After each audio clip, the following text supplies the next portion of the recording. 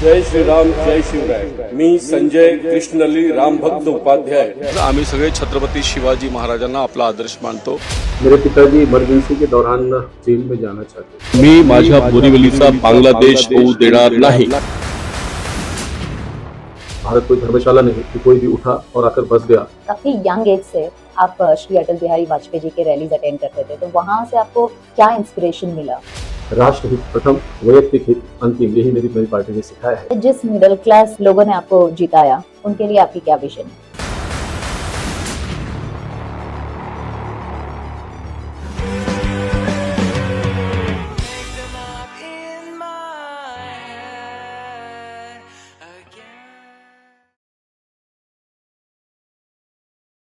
Welcome to another powerful episode of Ek Soch, one idea that changed your life. आज हम उनसे मिलेंगे जो पॉलिटिक्स को कुर्सी का खेल नहीं, एक जिम्मेदारी मानते हैं. आज हमारे साथ एक ऐसे लीडर है जो बोरीवली की आवाज बन चुके हैं.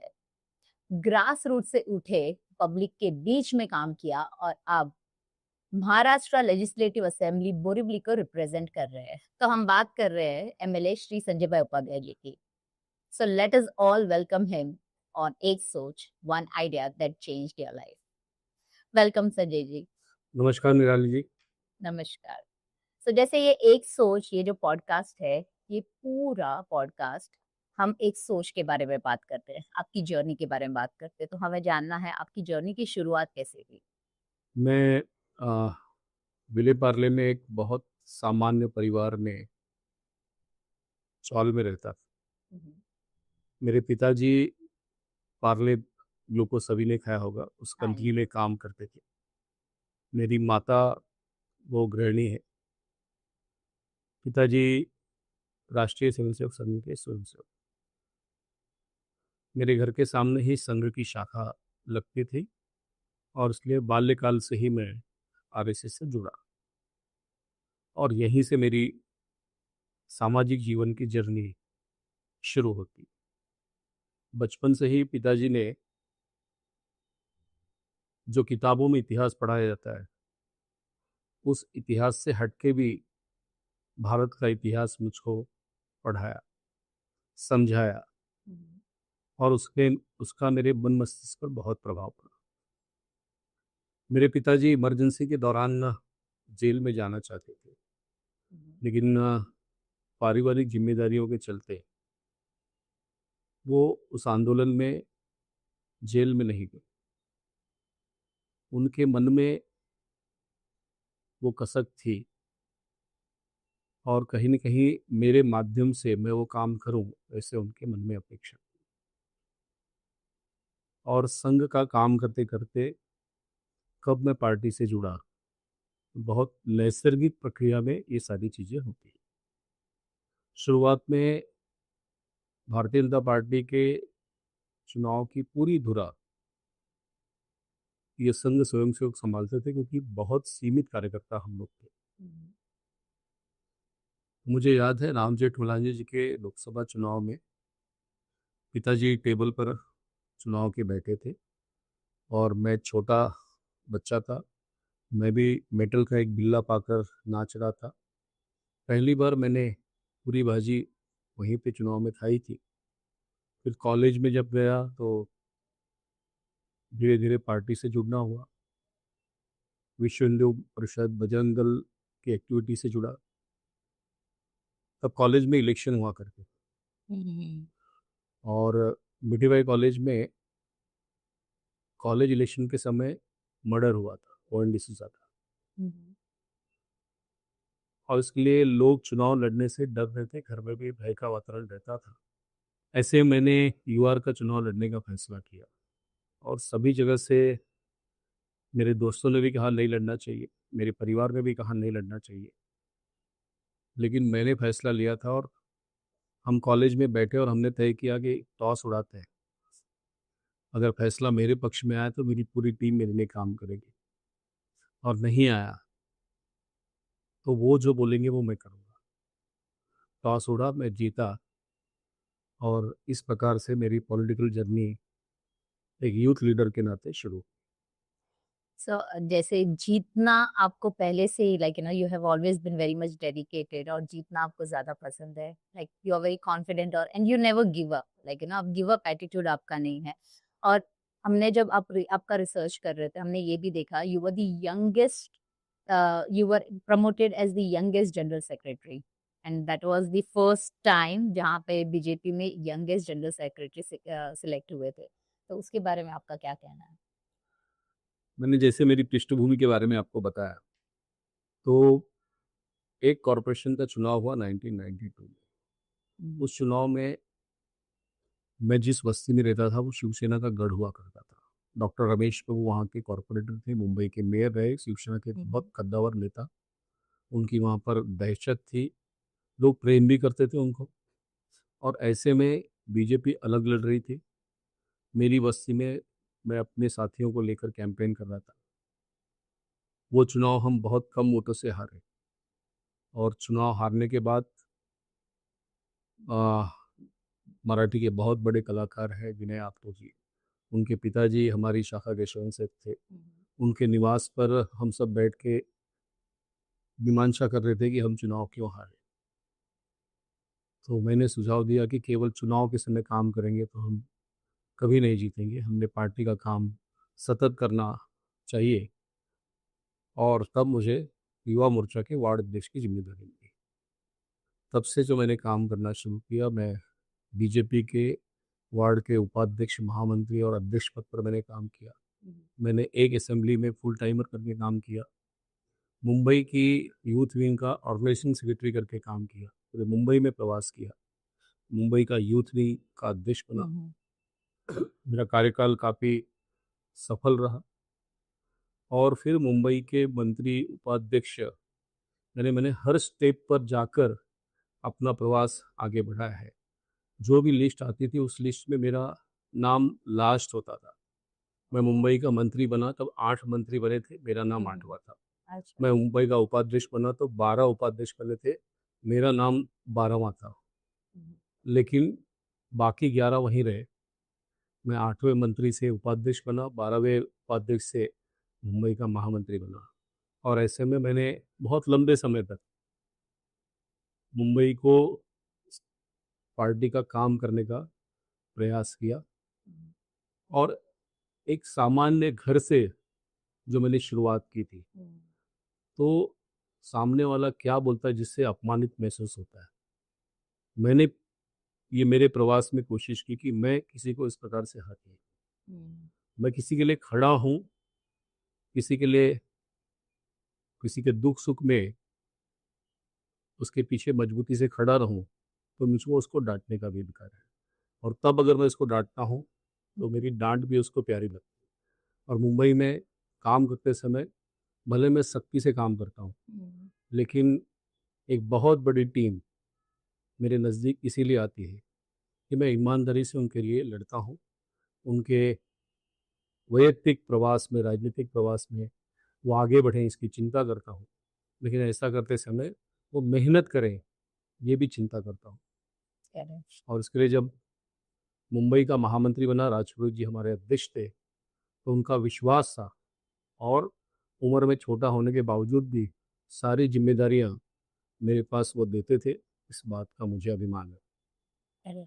कहा जाता है फ्रॉम श्री गोपीनाथ मुंडे जी से लेके देवेंद्र फडणवीस जी तक सभी हमेशा आपको संगठन का एक आदमी मानते हैं। तो इसके लिए आप क्या कहना चाहते हो? मैं जिस परिवार, जिस पृष्ठभूमि से आया, मैं कभी चुनाव लड़ूंगा ऐसा सोचता भी नहीं। और इसके लिए एमएससी फिजिक्स तक पढ़ाई करने के बाद अगर मेरे पिताजी ने मैंने नौकरी नहीं करनी चाहिए इस प्रकार का अवसर दिया, तो मैंने लोगों से हट के काम करना चाहिए। मैंने वो करने का प्रयास किया और जब तय था कि मेरे पास मेरी शिक्षा है, मेरी बुद्धि है, मेरा हार्डवर्क है, यही मेरी पूंजी है, तो मैंने भी ये सोचा कि मेरे पास शायद पार्टी के संगठन के सिवाय दूसरा पर्याय नहीं है। और उसके लिए मैंने मेरी दिशा इलेक्ट्रॉल पॉलिटिक्स की तरफ न झोंकते हुए ऑर्गेनाइजेशन स्किल की तरफ ज़्यादा की और जो बेहतर करते थे उनसे सीखा परफेक्शन के साथ काम करने की कोशिश की। जो चुनौती मिला, उसको कैसे बढ़िया करूँ? मेरी ये सोच हमेशा रही कि दायित्व कोई भी मिले, मेरे अंदर वो गुण होना चाहिए कि मैं अगर अच्छा काम करूँगा तभी ये इवेंट सक्सेसफुल होगा। और इसके लिए मैंने उस हर चुनौती को, चाहे छोटी हो, बड़ी हो, उसका ज़िम्मेदारी से पालन किया, वहन किया और इसके कारण मेरी पहचान मेरे काम के आधार पर बनी। गोपीनाथ मुंडे जी के पास भी मैं अपने काम के आधार पे पहुँचा, कभी उन्होंने भी मुझको डाँटा होगा। माननीय देवेंद्र जी के साथ युवा मोर्चा के समय से हम सब जुड़े रहे, लंबे समय से हमने काम किया है और ये सारे नेतृत्व ने अलग-अलग समय पर मुझको दिशा देने का काम किया होगा, मुझको कुछ बातें बताई होंगी, जिसके कारण मेरे काम करने का दिशा परफेक्ट हुआ होगा। मैं विपरीत परिस्थितियों में भी संभला होगा और इसके लिए मैं मेरे सारे नेतृत्व का, वो कम समय में मुझको कभी अटल जी के पास जाने का सौभाग्य मिला, बहुत बार माननीय अडवाणी जी के पास उनके साथ रहने का मौका मिला, माननीय प्रमोद जी के साथ रहने का काम मिला और मुंबई की लगभग हर नेतृत्व के साथ जुड़ा, काम किया और पर्दे के पीछे काम करने के कारण बहुत सारी छोटी-छोटी चीज़ों में समझ पैदा हुई और इसके लिए ही उनका विश्वास पात्र भी बना।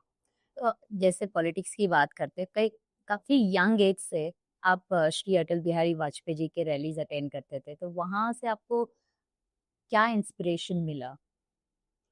जैसे सब मुंबई में क्रिकेट खेलना चाहते हैं, मैं भी बचपन में क्रिकेट ही खेलता था। स्कूल से आने के बाद बैग फेंक देता था। मेरे घर के सामने एक मैदान था, मैदान की साफ सफाई करता, वहाँ की क्रिकेट टीम का कैप्टन था, दिन भर मैदान में रहता। एक दिन मेरे पिताजी ने कहा कि आज पारला स्टेशन जाना है, अटल बिहारी जी की सभा है। मेरा मन क्रिकेट में था, पिताजी का मन सभा में था। पिताजी ज़बरदस्ती मुझको लेके गए। मेरे समझ में उस दिन कुछ नहीं आया, लेकिन मैंने ये देखा कि विले पार्ले स्टेशन की उस सभा में जब अटल जी बोल रहे थे, तो कोई पेड़ पर बैठा था, कोई सीढ़ियों पर बैठा था, कोई ज़मीन पर बैठा था, कोई पुल के ऊपर बैठा था और उनके बोलते ही लोग जो तालियां बजाते थे, मेरे उतना ही समझ में आया था। लेकिन धीरे-धीरे जब मैं बड़ा होते गया, तब अटल जी जो बोलते थे, उससे, उस विचार से उनके उनका फ़ैन हुआ ऐसा कह सकता हूँ या उनके कारण ही पार्टी से जुड़ा ऐसा कह सकता हूँ। दूसरा, घर के पीछे ही एक चुनावी सभा में जॉर्ज फर्नांडिस जी आए थे और उनका भी भाषण जब मैंने सुना तो ये 2 स्पीच ने छोटे समय में मुझ पर बहुत प्रभाव डाला और उनके विचार सुन के ही मैं पार्टी से जुड़ा और एयरपोर्ट के सामने घर है, इसके लिए कई बार कार्यक्रम का आयोजन करने का मौका मिला जिसमें अटल जी, अडवाणी जी आते थे और उसके लिए शायद बीजेपी से जुड़े लाखों कार्यकर्ताओं को अवसर नहीं मिलता होगा, लेकिन मैं भाग्यशाली रहा कि मैं इन नेताओं के सानिध्य में रहा, उनके विचार सुनने समझने का मौका मिला, उनकी सभाओं को आयोजन करने का मौका मिला। करेक्ट।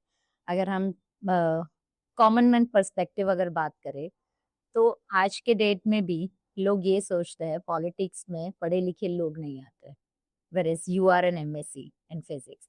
So ऐसे जो विचारधारा रखते हैं उनके लिए आप क्या कहना चाहोगे? मेरा मत है कि राजनीति में अच्छे लोगों ने आना चाहिए, पढ़े लिखे लोगों ने आना चाहिए। मेरे साथ पढ़े हुए लगभग सारे मेरे मित्र आज अमेरिका में काम कर रहे हैं और मेरी माँ की मैंने लंबे समय तक डांट सुनी थी कि इतना पढ़कर भी निकम्मा है। माँ होती है, माँ का प्यार होता है, वो डांटती है तभी बच्चा आगे बढ़ता है। लेकिन पिताजी का विश्वास था, हम लोग रात रात भर घर से बाहर काम करने जाते थे तो माँ दरवाज़ा नहीं खोलती थी, घर के बाहर, चाल के बाहर बैठे रहते थे और फिर थोड़ी देर बाद पिताजी समझा बुझा के घर का दरवाज़ा खोलते थे। लेकिन जब मेरी माँ को, मेरे पिताजी को ये लगा कि मैं 1 रात में, 2 रात में, 3 रात घर से बाहर हूँ, तो भी मैं गलत नहीं करूँगा, मैं कोई नशा नहीं करूँगा, मैं किसी गलत लाइन में नहीं जाऊँगा। तो मेरे परिवार ने वो विश्वास दिया और मुझको सामाजिक काम करने के लिए स्वतंत्र किया। पॉलिटिक्स पॉलिटिक्स में दो चीजें बहुत है, एक तो पावर और एक पैसा। तो जब पैसे की बात आती है आपके यहाँ पे नहीं चलता, आपके सामने वो चीज़ चलती ही नहीं है। तो उसके बारे में आप क्या कहोगे? मैं शुरुआत से ही मैं प्रचारक बनना चाहता था, संघ का प्रचारक बनना चाहता था। मैंने संघ की द्वितीय वर्ष तक की ट्रेनिंग ली और जब मैं प्रचारक निकल रहा था तब मेरी माँ ने बहुत आग्रह किया कि काम ही करना है तो यहाँ रह के कर सकता है, और तब से सादा जीवन जीना ये सोच के रखा था। और इसके लिए धन उतना ही सीमित होना चाहिए कि मैं अपनी आवश्यकताओं को पूरा कर सकूं। मेरा परिवार भी जो मुझे मिला शादी के बाद, मेरी पत्नी, आज मेरी दोनों बेटियां, वो भी जिस प्रकार से मेरे साथ हैं, तो इसमें धन एक बड़ा फैक्टर नहीं है। और पार्टी का काम करते समय कभी भी मुझको धन की वजह से मैं कोई काम नहीं कर पाया, ऐसी बाधा नहीं है।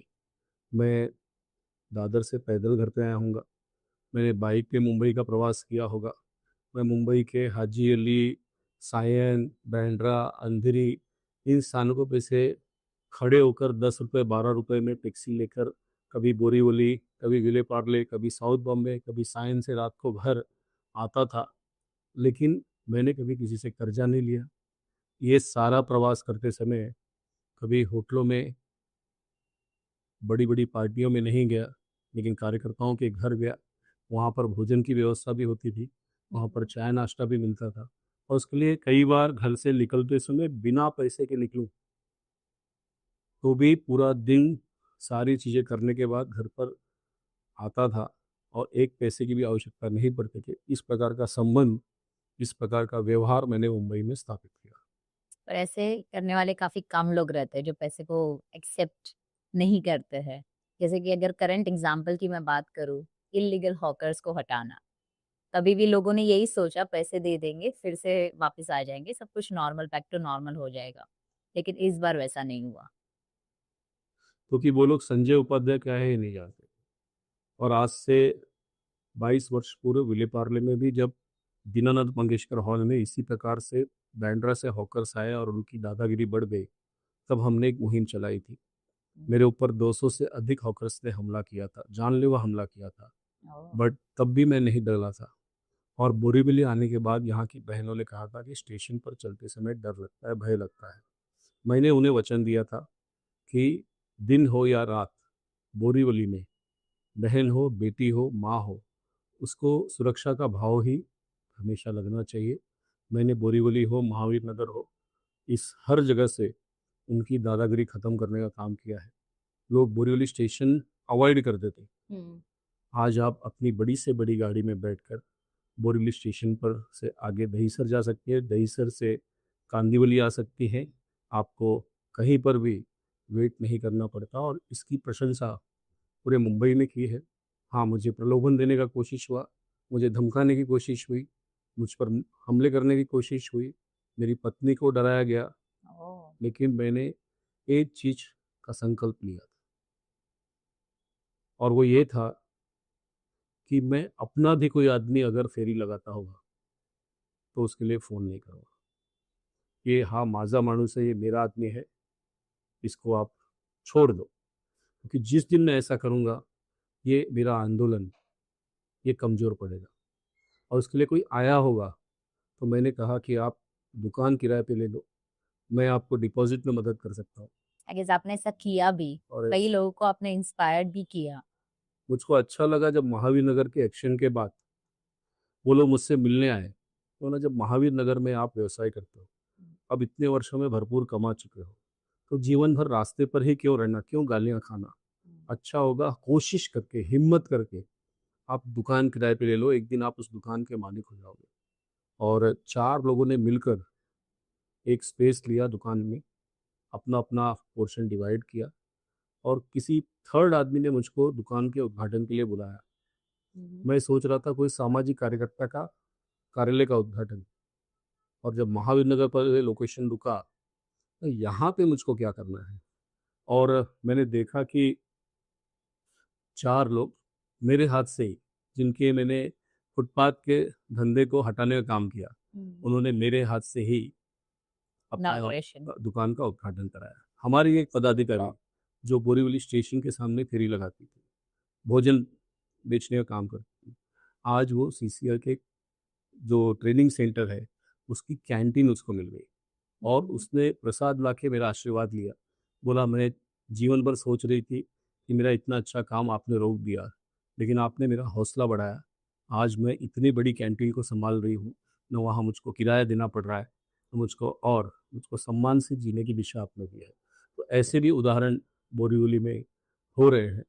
हाँ, मैं डरा नहीं और मैंने कहा भी खुल के कि जब तक मेरे सर पे श्री राम का आशीर्वाद है, कोई मेरा बाल भी बांका नहीं कर सकता। और इसलिए मुझे मेरे ईश्वर पर विश्वास है, मुझे बोरीवली की जनता पर विश्वास है, मुझे मेरी पुलिस पर विश्वास है। और इसके लिए जब मेरा काम प्रामाणिक है तो मुझको डरने की आवश्यकता नहीं। और इसलिए अब इस पैटर्न को लोगों ने बोरीवली पैटर्न का नाम दिया है और अब मुंबई में अलग अलग स्थानों पर इस प्रकार से कार्रवाई की जाए, इसके समर्थन की बात हो रही है, इससे सीखने की बात हो रही है। लेकिन बहन जी, मैंने किसी के विरोध में काम नहीं किया। मैंने पुलिस को यही कहा सलोनी जी कि अगर वो हॉकर है, हाई कोर्ट सुप्रीम कोर्ट के आदेश के बाद भी वो फुटपाथ छोड़ो रोड पर बैठते हैं, तो मैं भी मेरा ऑफिस नहीं लूँगा, मैं भी लाखों रुपए नहीं करूँगा। और निराली जी, मैंने निर्णय लिया कि मैं फुटपाथ पर नहीं, रोड के बीचों बीच अपना ऑफिस डालूंगा। और मैं टेबल कुर्सी लेकर एसबी रोड पर बीचों बीच बैठा। मैंने कोई आंदोलन नहीं किया, मैंने किसी को गाली नहीं दी, मैंने किसी के विरोध में कोई कार्यक्रम नहीं किया। परिणाम ये था कि महानगर पालिका और पुलिस ने बोरीवली में ये करके दिखा दिया जो लगभग असंभव था। आज कोर्ट में लोग गाड़ी लेकर जाते हैं, आज पुलिस स्टेशन के दरवाजे खुल गए। पहले जेल में जाने में 20-20 मिनट लगता था पुलिस स्टेशन से, आज 2 मिनट में जाते हैं। बोरीवली के लोगों का प्रवास सुखद हुआ है, उनके 20-20 मिनट हर बोरीवली करके मैंने बचाए हैं। ये समय पैसा भी है, ये समय उनके वैयक्तिक जीवन में आएगा तो दिन में 2 बार यानी 40 मिनट का उनका वैयक्तिक फायदा हुआ। और इसके कारण बोरीवलीकर की जनता इस निर्णय से बड़ी खुश भी है और आभार भी व्यक्त करती है। तो अगर हम बोरीवली की बात करते हैं, कई सारे चेंजेस हो रहे हैं, लेकिन कई सारे लोग अभी भी नाराज है। लेकिन वो अगर हम फ्लड की बात करें या फिर वाटर लॉगिंग की बात करें, तो मानसून आते ही वाटर लॉगिंग वगैरह शुरू हो जाता है। तो इस विषय में हमारा प्रायर कोई भी प्लानिंग हम कर रहे हैं या फिर कोई भी ऐसी कोई अपॉर्चुनिटी ला रहे हैं ताकि हमको ये वाटर लॉगिंग की चीजें फेस ना करनी पड़े? निराली जी, 4 महीने पहले ही कमर कस ली थी, एक रोड के मॉनिटरिंग की शुरुआत की थी।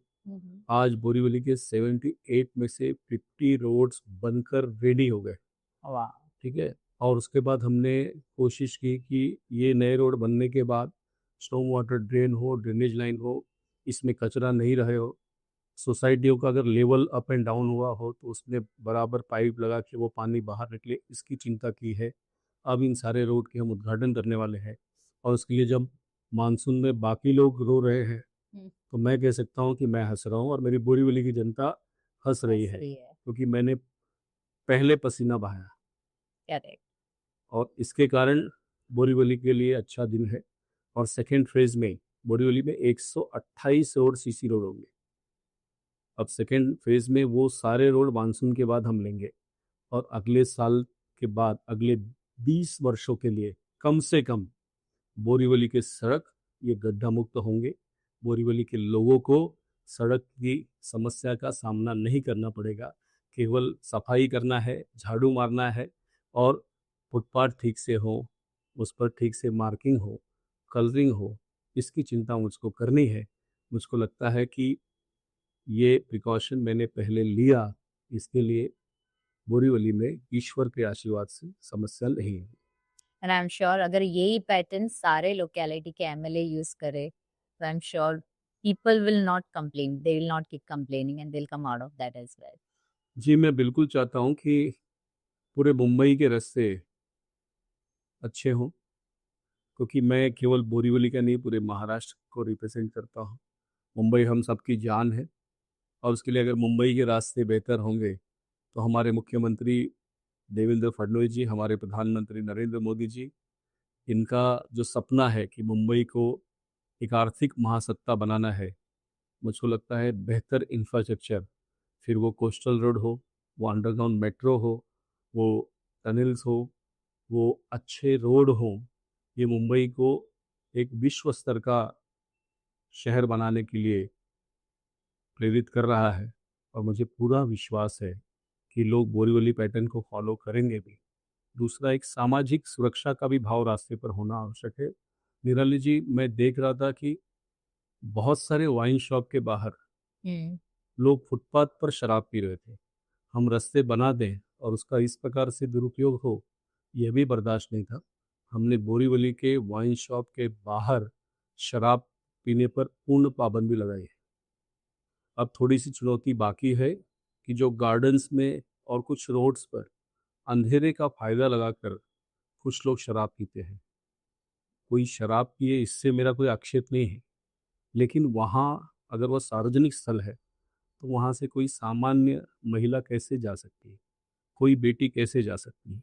और इसके लिए नशे में अगर किसी ने किसी के साथ गलत कर दिया तो बाद में प्रश्न पूछने से पहले सतर्क रहना जरूरी है। और इसके लिए हमने बोरीवली में ये अनूठा पहल उठाया। आप नशे की बात कर रहे थे, तो अगर मैं यूथ की बात करूं, कई यूथ आज भी बहुत सारी ऐसी चीजें ले रहे हैं जो उन्हें नहीं लेनी चाहिए।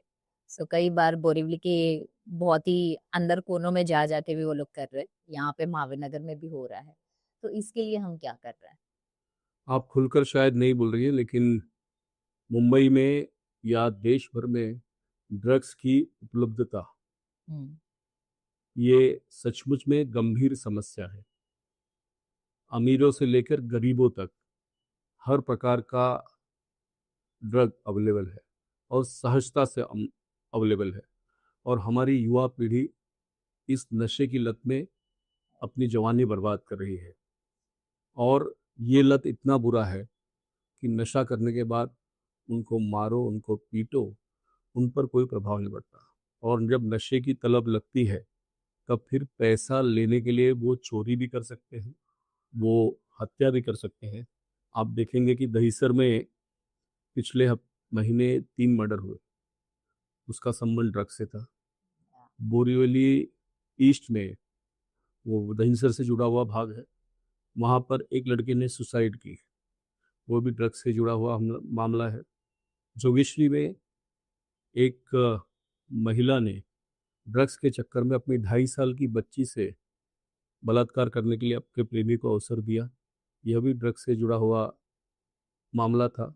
और उसके लिए अनेक माएँ आज इसलिए परेशान है कि वो कैसे अपने बेटे को, अपने बेटी से ड्रग्स से छुटकारा पाए। और ये हम सब के लिए भी चुनौती है। और सरकारी मीटिंगों में पुलिस अधिकारियों के साथ हम इसके लिए दबाव डाल रहे हैं, लेकिन जिस प्रकार से छोटी पुड़िया लाखों में बिक जाती है, इसके लिए इस पर अंकुश लगाने में बहुत तकलीफ हो रही है। नशा मुझको भी है, लेकिन काम का नशा है। मैं युवाओं से चाहूँगा कि वो अच्छा नशा पैदा करे, वो भक्ति का नशा करे, वो देशभक्ति का नशा करे, वो काम का नशा करे, वो कमिटमेंट का नशा करे, अपने काम के प्रति समर्पित हो और ड्रग्स से, गांजे से, सिगरेट से, बीड़ी से अपने आप को दूर रखे। एक स्वस्थ भारत, एक उज्जवल भारत के निर्माण में अपना योगदान दे। और अगर हम यूथ की बात करें, जो जेनजीज जनरेशन, अभी ये जो नए नए टर्म्स आए हैं, तो इनमें ना पेशेंस नहीं है। उनको सारी चीजें बहुत क्विक चाहिए, बहुत क्विक फिक्सेस चाहिए रहते हैं। तो जो भी अगर माता पिता भी उनको कुछ बोल रहे हैं करने के लिए, वो नहीं कर पाते हैं। राइट, तो उनके लिए हम क्या कहना चाहेंगे? माता पिता को हम क्या कहना चाहेंगे? नहीं, ये हर जनरेशन का प्रॉब्लम है। मैं भी मेरे युवा काल में सोचता था कि मेरे पिताजी ने ये करने की आवश्यकता थी, उन्होंने ऐसा क्यों नहीं किया। लेकिन अगर मेरे पिता मेरे ऊपर कोई कर्जा नहीं है तो मुझको लगता है कि वो मुझ पर बहुत बड़ा उपकार करते हैं। अगर वो मुझको पढ़ाते हैं तो मेरे ऊपर बहुत उपकार करते हैं। अगर वो मुझको अच्छे संस्कार देते हैं तो मुझको बहुत बड़ा उपकार करते हैं। और इसके लिए अपनी पूर्वजों पर या अपने माता पिता पर शंका करना कि वो ऑर्थोडॉक्स है और उन्होंने ऐसा नहीं, ऐसा करना चाहिए था, मेरे को लगता है एक समय ऐसा आता है। लेकिन जब जिम्मेदारियां अपने सर पर आती हैं, जब शादी होती है, जब आटे दाल की कीमत समझती है, तब समझ में आता है कि अपने पिता ने या अपनी माँ ने उस प्राप्त परिस्थिति में किस प्रकार से अपना पेट काटा होगा, लेकिन अपने बच्चों को सारी सुविधा दी होगी। और इसके लिए ये हर यूथ के साथ होता है, मेरे साथ भी हुआ है, आपके साथ भी हुआ होगा। लेकिन जो सनातन संस्कार है, उसमें वो नैसर्गिक रीत से इस सिस्टम को सीख जाता है और फिर मेहनत से अपनी अगली पीढ़ी के भविष्य संवारने में लग जाता है। सो अगर बात करें मुंबई के रोड्स की मुंबई के रोड्स की जो हालत है हर बार चर्चे में रहती है, ठीक है। आप भी उसी सिस्टम का एक हिस्सा हो, तो इस सिस्टम का अब तक कोई सोल्यूशन क्यों नहीं आ रहा? नहीं, हम अगर कमिटेड है तो समाधान होता है। और कम से कम मैं अभी थोड़ी देर पहले मनोरी गांव से आ रहा हूँ। मनोरी और गोराई ये मुंबई शहर का हिस्सा है। कई वर्षों तक मुंबई के लोगों को ये भी पता नहीं था कि ये मुंबई का भूभाग है, और वहाँ के गांव वालों को भी वो गांव में है कि शहर में है ये आज भी द्वंद्व है। उनके पास सारे बेसिक इंफ्रास्ट्रक्चर का अभाव है। न वहाँ पर रास्ते हैं, न वहाँ पर स्कूल है, न वहाँ पर हॉस्पिटल है, न वहाँ जिम्नेशियम है। मैं खुशी से बोल सकता हूँ कि वहाँ पर भी रास्ते बनाने का काम मैं शुरू कर रहा हूँ। वहाँ पर भी स्वच्छ जल पहुँचे इसकी चिंता कर रहा हूँ। वहाँ पर भी अस्पताल पहुँचे, ये मेरी जिम्मेदारी है, वो मेरा संकल्प है। उनके घर पर रोज़ कोई न कोई नोटिस आ रही है, तो उनको आश्वस्त करने का काम कि ये आपका पैतृक निवास है। आप यहाँ पर अपनी मर्जी के हिसाब से काम कर सकते हैं। आपका घर बनाते समय आपको किसी के पैसे देने की आवश्यकता नहीं। यह काम मैंने किया है। और बोरीवली के उद्यान हो, बोरीवली के रास्ते हो, ये बाकी जगह से अलग हो। अगर आप मेरे साथ कभी बोरीवली में निकलेंगे तो आपको ध्यान में आएगा कि मैंने इस चुनौती का स्वीकार किया है और प्रयास छोटा ही हो, करने का प्रयास सफलता से किया है, और उसका आशीर्वाद मुझे मिल रहा है। तो कई सारे बदलाव आप लेकर आए हो पॉलिटिक्स में, बोरिवली की बात करें, महावीर नगर की बात करें, सब जगह पर आपने एक सबसे बड़ा जो चुनौती ली थी वो है इलीगल इमिग्रेंट्स बांग्लादेशियों को हटाने के लिए। सो उस पे आपका क्या स्टैंड है? जिस दिन मुझे पार्टी ने चुनाव का उम्मीदवार बनाया, फॉर्म भरने के बाद, बाहर आने के बाद मीडिया के सामने मैंने कहा था मेरी दो प्रायोरिटी है, हिंदुत्व और विकास। और केंद्रीय गृह मंत्री अमित शाह जी की सभा में उनकी उपस्थिति में जाहिर तौर पर कहा था मैं बोरीवली का बांग्लादेश नहीं होने दूंगा। और तब लोग सोच रहे थे बावला है, बोरीवली में तो हिंदू है, जैन है, धर्म की नगरी है, संस्कृति की नगरी है, यहाँ बांग्लादेशी कहाँ। और जब मैंने एक एक करके बांग्लादेशी ढूंढना शुरू किया तो लोग शौक में थे कि 5,000 से अधिक बांग्लादेशी ये बोरीवली में है। मुंबई में ये संख्या लाखों में होगी। ये इस हिसाब से हमारी सिक्योरिटी को थ्रेट है। भारत कोई धर्मशाला नहीं कि कोई भी उठा और आकर बस गया। सैफ अली खान जो बैंड्रा जैसे पॉश इलाके में रहते थे, उन पर भी हमला करने वाला बांग्लादेशी ही निकला। ठीक है। और इसके लिए सरकारी कॉन्ट्रैक्टर हों या फिर प्राइवेट, उनके यहाँ पर जो लेबर है ये बांग्लादेशी है। परसों आसाम के मुख्यमंत्री ने भी कहा कि चीप लेबर के चक्कर में आप बांग्लादेशियों को अपने देश में घुसने मत दीजिए। हमारे गृह मंत्री अमित शाह जी का कमिटमेंट है कि बांग्लादेशी को यहाँ से हटाना है।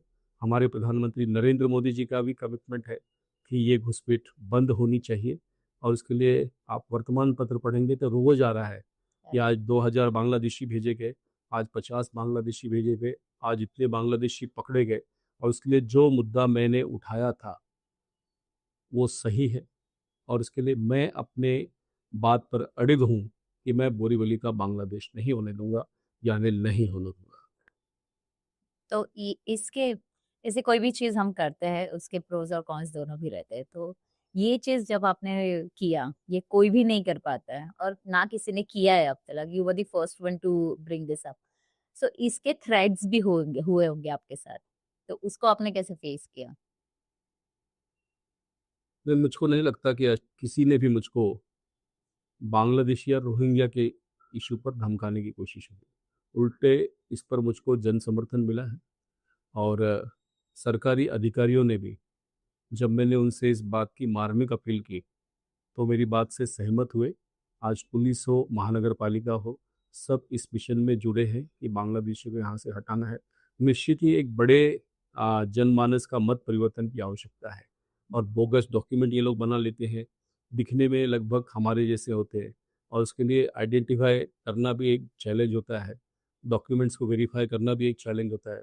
आधार कार्ड के आधार पर नागरिकता मान लेते हैं हम। मैंने हाउस में पूछा था कि आधार कार्ड ये नागरिकता का प्रमाण है क्या, और गृह मंत्री जी ने कहा था कि बिल्कुल नहीं है। तो अगर नहीं है तो आधार कार्ड के आधार पर उसको भारत का नागरिकता हम कैसे दे रहे हैं? और उसके लिए जो बांग्लादेशी है, जिसको राष्ट्रगान नहीं आता, जिसको यहाँ की बोली भाषा नहीं आती, जो यहाँ पर चीप लेबर के चक्कर में पेनिट्रेट कर रहा है, वो कहीं न कहीं मुंबई के लिए थ्रेट है, देश के लिए थ्रेट है। और इसके लिए जब देश की बात आती है तो संजय उपाध्याय छोटा है, और इसके लिए राष्ट्रहित प्रथम, वैयक्तिक हित अंतिम, यही मेरी मेरी पार्टी ने सिखाया है। तो जो संस्कार मेरी पार्टी ने मुझको दिए हैं, जो विचार दिए हैं, मैं उस विचार को लेकर आगे बढ़ रहा हूँ और इसके लिए मुझको डरने की कोई आवश्यकता है। अरे सो डर के आगे ही जीत है। बहुत सारे पॉलिटिशियंस को मैंने देखा है, कई सारे कदम उठाने के टाइम पर भी बहुत फियर होता है उनमें, लाइक पब्लिक का फियर, मुझे वोट नहीं मिलेगा अगर मैं उनके थॉट प्रोसेस के हिसाब से नहीं चलता तो मुझे वोट नहीं मिलना है। जैसे आप जब चुनाव लड़ रहे थे, कई सारे पॉलिटिकल पार्टीज या फिर कई सारे लोग भी थे जो बोल रहे थे आप चुनाव नहीं जीत पाओगे, लेकिन उसी दरमियान आप 1 लाख वोटों से जीत गए, जो मुंबई का हाईएस्ट वोटिंग पोल था। तो उसके लिए आप क्या कहना चाहते हैं? काम कैसे करना, इसके बारे में हमारे प्रधानमंत्री नरेंद्र मोदी जी ने बड़े विस्तार से एक छोटी बैठक में हम सबको समझाया था। जनता क्या चाहती है, जनता की समस्या क्या है, यह जो समझे वो राजनेता। और मैंने, मेरे ख्याल से मुंबईकर क्या चाहते हैं, बोरीवलीकर क्या चाहते हैं, ये समझा है।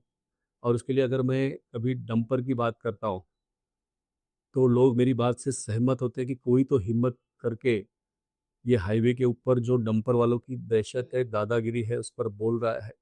जब मैं वाइन शॉप के सामने दारूबंदी की बात करता हूँ तो मेरी बहनें खुश होती है कि कोई तो हमारा रखवाला है जो हिम्मत से हमारी बातें कर रहा है। मैं अपने पति से नहीं बोल सकती, अपने भाई से डर के मारे नहीं बोलती कि वो कैसे झगड़ा करेगा, लेकिन मेरा एमएलए हमारी सुरक्षा की बात कर रहा है।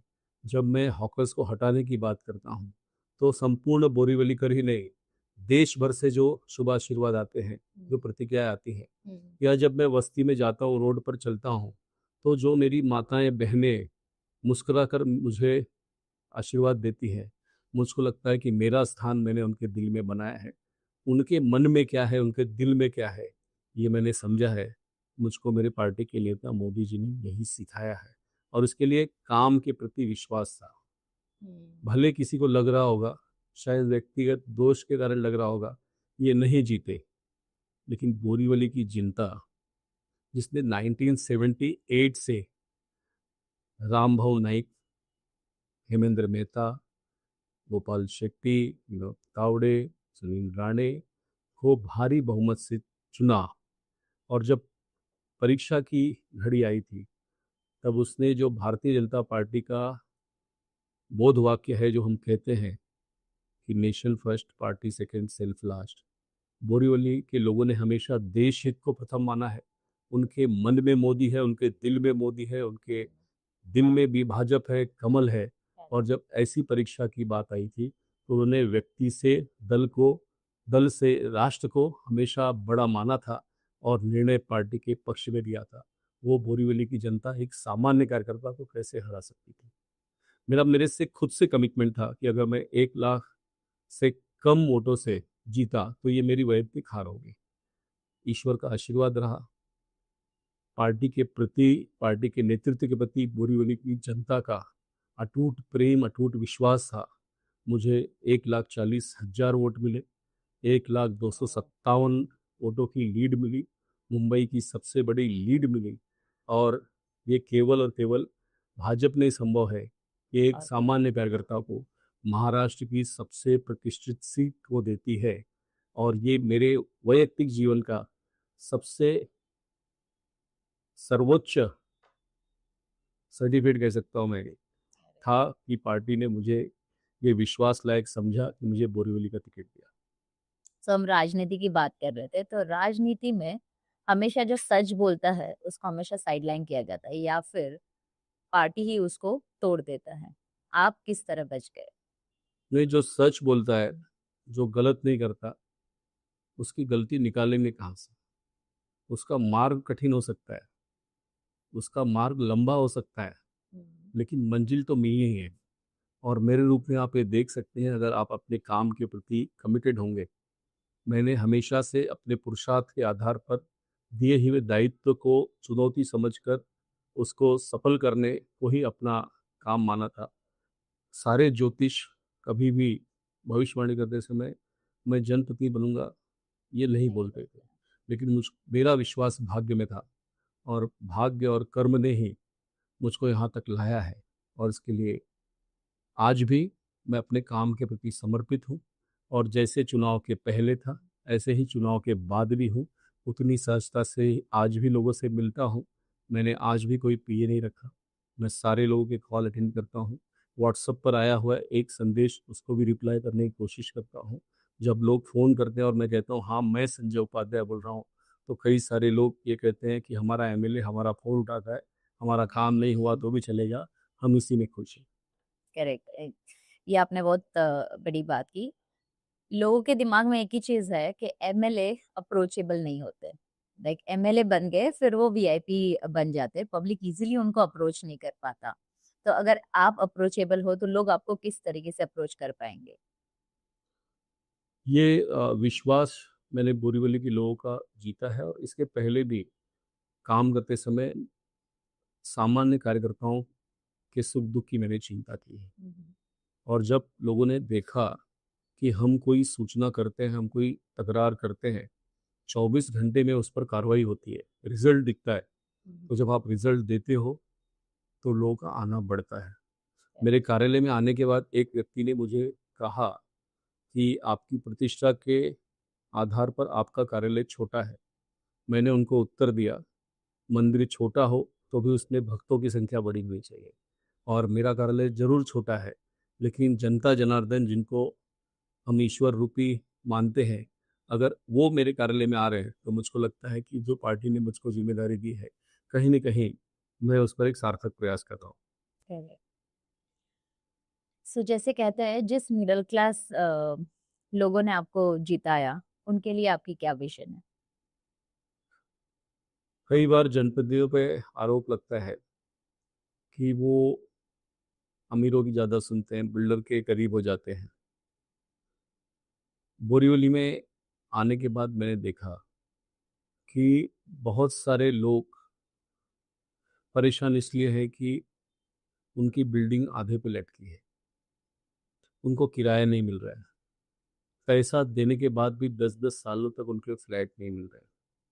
और उसके लिए इस समस्या को लेकर मैंने एक अपना वीडियो जारी किया, जो काफ़ी वायरल भी हुआ और उसके कारण बहुत दूर दूर से लोग मेरे पास समस्याएं लेकर आते। मेरे ऑफिस में जब मैं लोगों को रोते देखता हूँ तो मुझको भी पीड़ा होती है। और मैं समझता हूँ कि जब बिल्डर का मैं कोई दुश्मन हूँ ऐसा नहीं, लेकिन मैंने एक जनप्रतिनिधि के नाते किसका साथ देना चाहिए। तो जो सक्षम है वो तो अपना काम कर ही रहा है, लेकिन जो कमज़ोर है, जो सामान्य जन है, जिन्होंने बोरीवली को भारतीय जनता पार्टी का गढ़ बनाया, वो सामान्य मध्यम वर्गीय लोग ये बोरीवली से बाहर नहीं जाने चाहिए। ये मेरा कमिटमेंट है। मैं उनकी रक्षा, उनकी सुरक्षा के लिए प्रयास करता रहूँगा और मैंने कई प्रयास आपसी संवाद से ख़त्म किए हैं और 8 से अधिक ऐसे प्रोजेक्ट जिसमें कम्युनिकेशन गैप था, छोटी छोटी चीज़ें ठीक करने से प्रोजेक्ट आगे बढ़ रहा था, इंटरवेंशन करने के बाद मुझको सफलता मिली और लोगों ने भर भर कर मुझको आशीर्वाद दिया।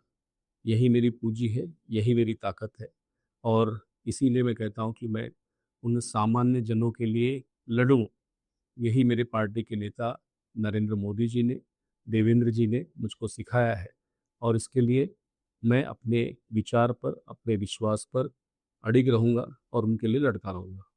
तो पॉलिटिक्स में कई सारे स्ट्रगल फेस करने पड़ते हैं, तो आपको क्या लगता है कौन सी चीज़ में आपको सबसे ज़्यादा स्ट्रगल फेस करना पड़ता है? जैसे लोगों की वजह से या फिर सिस्टम की वजह से या लोगों के एक्सपेक्टेशंस की वजह से? ईश्वर के बाद, मंदिर के बाद कोई ऐसी दूसरी जगह होगी जहाँ पर सामान्य जन अपने घर से उठकर मदद के लिए जाता है, तो वो जनप्रतिनिधि। और इसके लिए मैं समझता हूँ कि कुछ न कुछ ईश्वर का अंश ऊपर वाला हमें देता है और इसलिए दिमाग में ये बात हमेशा बनी रहनी चाहिए, पैर जमीन पर रहने चाहिए। शुरुआत में कभी-कभी मैं गुस्सा हो जाता था। फिर मैंने अपने आप को योग साधना से नियंत्रित करने का प्रयास किया कि जो आदमी आ रहा है वो तो परेशान है, उसको अपनी बात रखने का पूरा अधिकार है और उसकी बात को सुनना यही मेरा काम है और उसका समाधान निकाल सकूं तो ये मेरा भाग्य है। और इसके लिए ये लोगों का विश्वास बना रहे, लोग ऑफिस में आते रहे, मैं उनकी बातें सुनूं भी, क्योंकि आज कोई भी अपने वैयक्तिक बात ऐसे ही किसी से साझा नहीं करता। आज कोई भी अपनी समस्या ऐसे ही किसी से साझा नहीं करता। उसको कोई विश्वास लगता है तो बोरीवली के लोगों ने मुझे इतना बड़ा जनमत देकर चुना है। मैं उन सब का एमएलए हूँ जिन्होंने मुझको वोट दिया या नहीं दिया, चाहे वो मेरी पार्टी के हों, चाहे किसी दूसरे पार्टी के हों। अगर उनकी कोई समस्या है और मैं उस समस्या का समाधान कर सकता हूँ, तो ये मेरी नैतिक जिम्मेदारी है कि मैं उसके लिए प्रामाणिक प्रयास करूँ और उनका समाधान करूँ। मैं ये करने का प्रयास करता हूँ। सो बोरिवली में जैसे हमने बीच में बात की स्किल डेवलपमेंट की, सो बोरिवली में बहुत सारे कॉलेजेस हैं, इंस्टीट्यूशंस हैं, बट बहुत ही कम अपॉर्चुनिटीज है अगर जॉब की भी बात करो या फिर स्किल डेवलपमेंट सेंटर्स की बात करो, तो उसके लिए do we have any kind of vision? हमारे जो सांसद हैं माननीय पीयूष गोयल जी, वो केंद्र में मंत्री भी हैं और सारे मंत्रियों में उनका स्थान इम्पोर्टेंट भी है। उनकी दूरदृष्टि है और उन्होंने हम सबको काम करने की एक दिशा दी है और देश के बड़े बड़े संस्थानों से संपर्क करके उन्होंने उत्तर मुंबई में कौशल्य विकास का सेंटर डेवलप किया। 21,000 से ज़्यादा लोगों को आज तक हम अच्छे स्थानों पर नौकरी दे पाए। हमने उनको ट्रेनिंग भी दी है। ट्रेनिंग लेते समय उन्हें कुछ पैसा मिले, ये भी व्यवस्था रहती है और उसके बाद नौकरी मिले और ऐसा वो सब जगह खोलने का आग्रह कर रहे हैं। हम बोरीवली में ही जल्द उसकी शुरुआत करने वाले हैं और इसके लिए युवा जो हमारा है वो बेरोजगार नहीं हो। वैसे हमारे बोरीवली में एक से एक यूथ आपको मिलेंगे जिन्होंने देश ही नहीं विश्व के स्तर पर देश का नाम ऊंचा किया है, शून्य से अपना व्यापार शुरू किया और आज उन्होंने अपना एक नया मुकाम बनाया है। तो बोरीवली की धरती ये लोगों को आगे आने का मौका देती है और जब इस प्रकार का विजनरी नेतृत्व हो तो निश्चित ही हम सबको भी काम करने की दिशा भी। Okay. अगर हम डेवलपमेंट की बात करें तो बोरिवली में पब्लिक स्पेसेस बहुत कम होते जा रहे हैं, लाइक कंक्रीट जंगलें बढ़ती जा रही है, तो ग्रीनरी बढ़ाने के लिए हम क्या कर रहे हैं? निराला जी, मैं कहूँगा कि मुंबई में सबसे ज़्यादा ग्रीन स्पेस कहीं पर है तो वो केवल और केवल बोरीवली में है। हमारे पूर्व सांसद जनसेवक गोपाल शेट्टी जी उद्यान सम्राट के नाम से ही जाने जाते थे। जितने बड़े बड़े उद्यान प्लेग्राउंड्स बोरीवली में है और जितनी संख्या में है उतने पूरे मुंबई ने किसी असेंबली में नहीं हुए। एक दूसरा, बोरीवली से जुड़ा हुआ नेशनल पार्क है। मुंबई का एक भाग्य है कि मुंबई शहर की सीमा में ही within the limits of Mumbai city there is a national park. हमारे पास समुद्र भी है, हमारे पास पागोड़ा भी है और हमारे पास गोराई गांव और मनोरी गांव के रूप में एक बहुत ही नैसर्गिक विरासत हमारे पास है। हाँ, लेकिन उसके बाद भी जिस प्रकार से निर्माण हो रहे हैं, वर्तमान पत्रों में आया कि सबसे पोल्यूटेड क्षेत्र में बोरीवली का उल्लेख हुआ, हमने संकल्प किया है बोरीवली में अधिक से अधिक पेड़ लगाएंगे। एक व्यक्ति के पीछे 2 पेड़ हो तो शहर बचेगा। और जैसे ही मानसून की शुरुआत हुई, हमने पेड़ लगाने की शुरुआत की है। हमारे प्रधानमंत्री नरेंद्र मोदी जी ने एक पेड़ माँ के नाम इस अभियान को चलाकर पेड़ के साथ एक नया रिश्ता जोड़ने का काम किया है। इस वसुंधरा के साथ एक नया रिश्ता जोड़ने का काम किया है।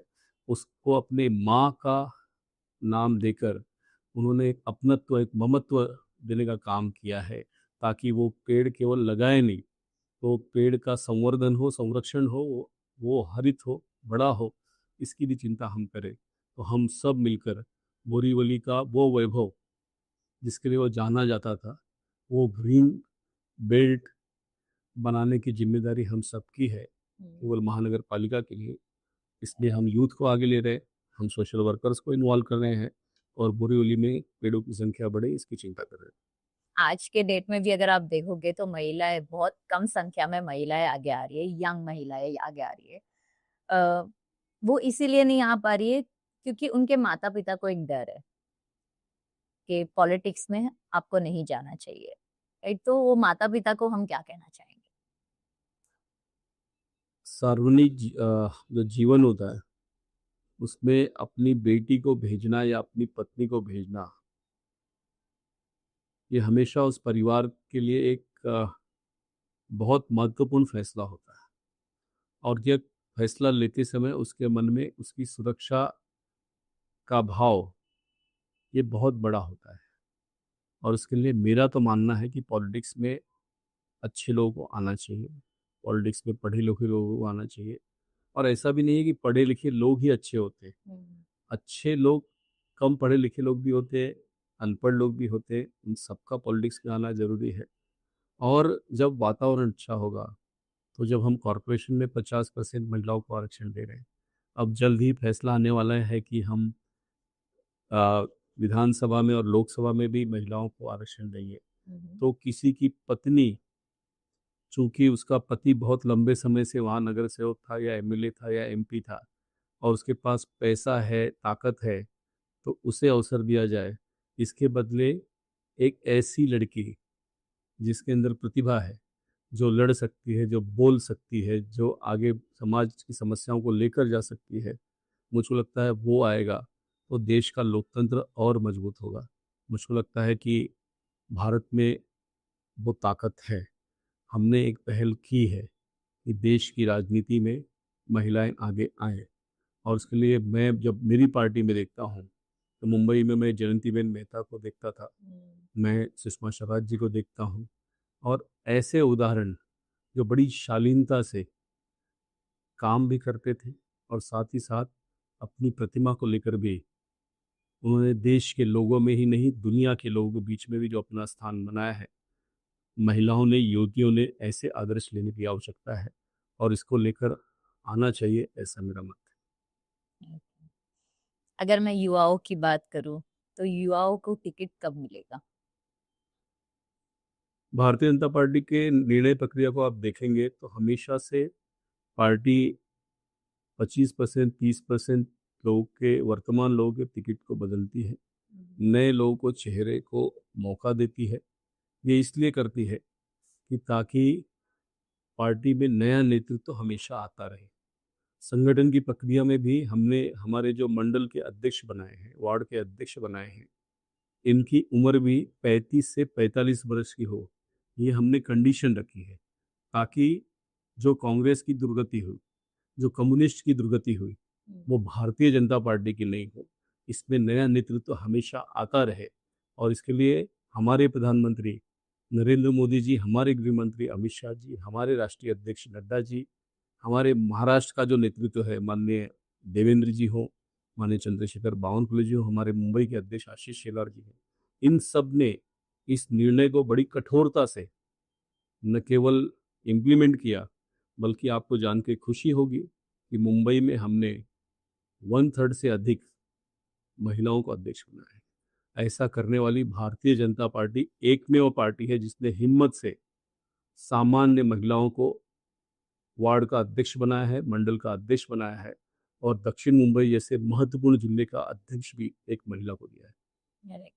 अगर हम महिला की बात कर रहे हैं, अ, कई सारे अभी जैसे बोरिवली की अगर मैं बात करूं, बोरिवली में घर घर में महिला है जो कुछ ना कुछ कर रही है। गवर्नमेंट के काफी सारे स्कीम्स भी है स्टार्टअप को लेकर। अभी भी अवेयरनेस घर घर तक नहीं पहुंच रही है कि आप स्कीम्स की यूटिलाइज कैसे करोगे, सारे महिला के जितने भी स्कीम्स है गवर्नमेंट की वो यूटिलाइज कैसे करेंगे। तो उसके लिए हम कुछ कर रहे हैं।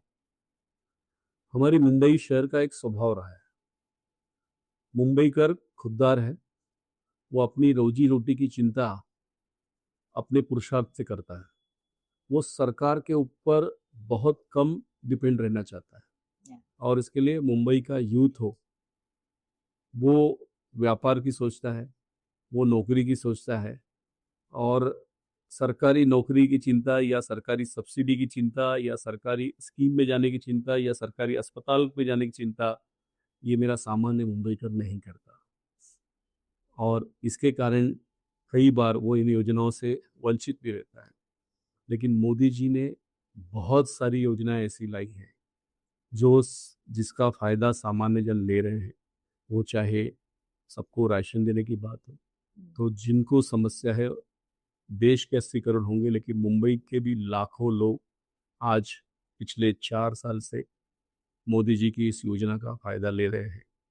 ठीक है, मोदी जी ने महिलाओं के लिए जो जो स्कीम लाई, गर्भवती महिलाओं के लिए हो, प्रेग्नेंट लेडी को जो छुट्टी मिलती है, ये छुट्टी अमेरिका में भी नहीं मिलती थी। हम अमेरिका को बहुत मॉडर्न मानते हैं, करेक्ट। लेकिन 60 दिन का अवकाश ये अमेरिका भी नहीं देता। लेकिन हमारा लोकतंत्र हमारी महिलाओं को ये अधिकार देता है, और इसके लिए हमारा लोकतंत्र मजबूत है। इसमें महिलाओं का सम्मान है, महिला नेतृत्व का सम्मान है। हाँ, मुंबईकर सरकारी योजनाओं के प्रति थोड़े निरुत्साही दिखते हैं, लेकिन जो इसमें अवसर ढूंढता है उसको कामयाबी भी मिलती है। तो पॉलिटिक्स में सबसे ज्यादा टफ क्या है? मैं जब राष्ट्रीय स्वयंसेवक संघ के द्वितीय वर्ष में ट्रेनिंग ले रहा था, तब आरएसएस छोड़कर विद्यार्थी परिषद, विश्व हिंदू परिषद, बजरंग दल, भारतीय जनता पार्टी के जो यूथ थे, उन 15 के आसपास यूथ की बैठक श्रद्धेय मोहन राव भागवत जी ने ली थी। और हमारा सबका परिचय होने के बाद जब वो हम सबको समझा रहे थे, तो उन्होंने कहा था कि इस सब में सबसे टफ जॉब जो है वो पॉलिटिक्स है, क्योंकि एक दिन आपको लगता है आपने पूरी दुनिया जीत ली, और अगले ही क्षण आपको लगता है कि आपका सब कुछ खो गया है। इस दो बिंदु के बीच में अपना मानसिक संतुलन, संयम बनाए रखना, ये लगता है पॉलिटिक्स की सबसे बड़ी चुनौती है। जो इसको जीत गया वो सफल हो गया, जो इसमें फंस गया वो असफल हो गया, और यही सबसे बड़ी चुनौती। सो पॉलिटिक्स में अगर आप देखो तो लॉयल्टी है ना, किस तरीके से लॉयल्टी को देखा जाता है? जो पार्टी के प्रति कमिटेड होता है, जिसकी प्रायोरिटी पार्टी होती है, जिसकी प्रायोरिटी पार्टी का विचार होता है, जिसका प्रायोरिटी में पार्टी का काम होता है, मेरी पार्टी उसकी उसको प्रायोरिटी में रखती है। और उसके लिए जब मुझको बोरीवली से टिकट दिया, तो उसमें हमारे नेता माननीय देवेंद्र फडणवीस जी ने कहीं तो देखा होगा कि हर चुनौती को संजय मजबूती से करता है। मैं कभी रोज उनके पास गया होगा, उनके बंगले के बाहर खड़ा होगा, उनके कार्यक्रमों के बाहर खड़ा होगा, ऐसा मैंने कभी नहीं किया। लेकिन जो काम पार्टी ने दिया उसको पूरी लगन से, पूरी प्रामाणिकता से किया, और ये काम मेरी पार्टी देखती है। दिल्ली से लेकर गली तक का नेतृत्व काम के आधार पर पहचान बनाता है। और इसलिए शायद मैं साधारण परिवार से आने के बाद भी मुंबई के यूथ का अध्यक्ष बना, मुंबई का जनरल सेक्रेटरी बना, प्रदेश में सेक्रेटरी रहा, महा हाउसिंग जैसे डिपार्टमेंट में वाइस प्रेसिडेंट बना। और जब देने की बात आई तो मेरी पार्टी ने महाराष्ट्र की सबसे प्रेस्टिजियस सीट बोरीवली मेरे ऐसे सामान्य कार्यकर्ता को दी। यही दिखाता है कि पार्टी लॉयल्टी को देखती है, पार्टी समर्पण को देखती है, पार्टी परफॉर्मेंस को देखती है, पार्टी हार्ड वर्क को देखती है, वो पैसा नहीं देखती। Thank you so much for being so candid. एक last question which I really want to ask, as Sanjay Upadhyay आपका विजन क्या है? मैं कई वर्षों से मेरे मन में प्रश्न आता था कि मैं मुंबई में रहता हूँ, मेरे पास सारी सुख सुविधाएं हैं, मुंबई के चाल में रहने वाला हो, बिल्डिंग में रहने वाला हो, बंगले में रहने वाला हो, उसको 24 घंटे बिजली मिलती है, उसको सारी सुख सुविधाएं बेहतर, एयरपोर्ट, रोड, ट्रेन, सारी सुविधाएं, अच्छे स्कूल, कॉलेज। लेकिन मेरे ही समय में पैदा हुआ एक दूसरा यूथ जो मुंबई से ही बाहर रहता था, चाहे वसई में हो, विरार में हो या दूरदराज गांव में हो, उसको पढ़ने के लिए भी मिट्टी के तेल के दिए का सहारा लेना पड़ता था। उसको पूरा अधिकार था वो सिस्टम के खिलाफ हथियार उठाता, बट उसने विश्वास किया इस देश के लोकतंत्र में। उसको लगा था कि कभी कोई नरेंद्र मोदी आएगा, वो पूरे देश को अंधेरे से निकालेगा। कोई मोदी आएगा जो महिलाओं को खुले में शौच से बैठने से रोकेगा और हर घर शौचालय बनाएगा। कोई मोदी आएगा जो गरीबों को पक्के मकान देगा। कोई मोदी आएगा जो हर घर में नल देने का प्रयास करेगा। मुझको लगता है मेरा आदर्श इन्हीं में है, और मैं राजनीति में अंतिम व्यक्ति पर जो आदमी बैठा है, हमारे जो विचारक थे जिन्होंने इस पार्टी की स्थापना की, पंडित दीनदयाल उपाध्याय, उन्होंने अंत्योदय की बात की है कि जब हम सत्ता में हैं, जब हम पार्टी का काम कर रहे हैं, तो सेवा के माध्यम से हमने समाज में अपना स्थान बनाना चाहिए। और मैं भी सेवा के माध्यम से इस राजनीति में, इस देश में या इस महाराष्ट्र में अपना स्थान बनाना चाहता हूँ। कहते हैं ना लोग कई सालों से एक पैटर्न से जीते आ रहे हैं, राइट? तो चेंजेस जल्दी एक्सेप्ट नहीं कर पाते। उनको चाहिए क्लीन मुंबई, क्लीन बोरेवली, उनको बहुत सारी चीजें, और वही चीजों को लेके वो गवर्नमेंट को कंप्लेन किए जाते हैं। सो आई अर्ज ऑल द व्यूअर्स, ये शो के माध्यम से जो भी चेंजेस हमारे एमएलए जी कर रहे हैं, please learn to accept that, because अगर आप लोग ही एक्सेप्ट करोगे तभी जाके Borivali will grow more, Mumbai will grow more. So thank you so much Sanjay ji for being here. बहुत धन्यवाद निहाल जी। One last thing, if you can say something related to this talk show. एक तो कहूँगा आपकी सोच अच्छी थी, आपके स्टूडियो में आकर अच्छा लगा, और मैं कहूँगा कि मेरे जैसे न्यू कमर को एक प्लेटफॉर्म देने का आपने जो प्रयास किया, इसके लिए भी आपका आभार व्यक्त करता हूँ। और एक सोच, ये मुंबई के यूथ को जो कुछ करना चाहता है देश के लिए, उसको आगे लाने के लिए प्रयास करता रहे। हिलाल जी, आपके इस प्रयास के लिए, एक सोच के लिए मैं आपका आभार व्यक्त करता हूँ। धन्यवाद। Thank you so much once again.